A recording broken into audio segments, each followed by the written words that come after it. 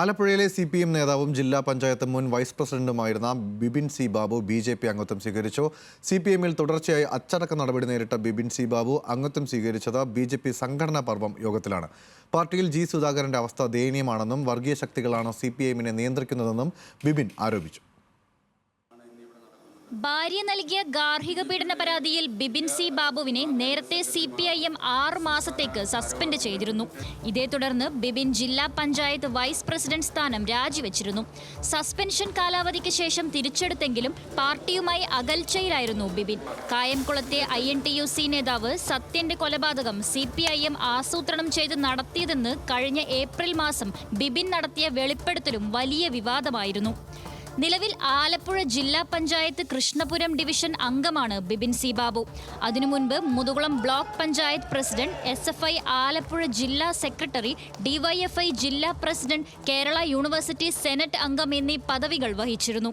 BJP അംഗത്വം വിപുലീകരണ ചർച്ചകൾക്കായി തിരുവനന്തപുരത്ത് ചേർന്ന സംസ്ഥാന സംഘടന പർവം യോഗത്തിലെത്തിയാണ് ബിബിൻ സി ബാബു ദേശീയ ജനറൽ സെക്രട്ടറി തരുൺ ചുഗിലിൽ നിന്ന് അംഗത്വം സ്വീകരിച്ചത്.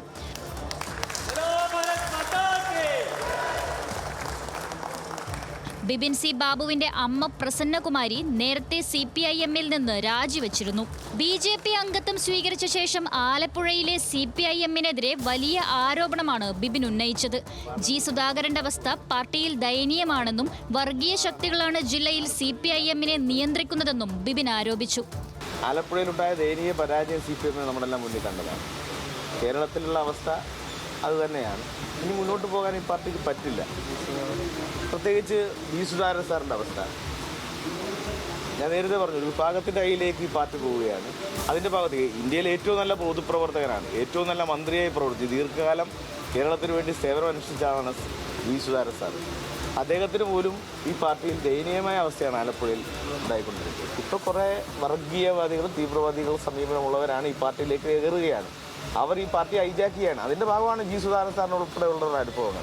ചില മാലിന്യങ്ങൾ പോകുമ്പോൾ നല്ല ചിലർ പാർട്ടിയിലേക്ക് വരുമെന്നാണ് K സുരേന്ദ്രൻ പ്രതികരിച്ചത്.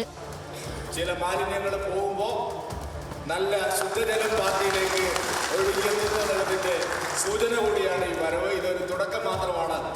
ന്യൂസ് മലയാളം, തിരുവനന്തപുരം.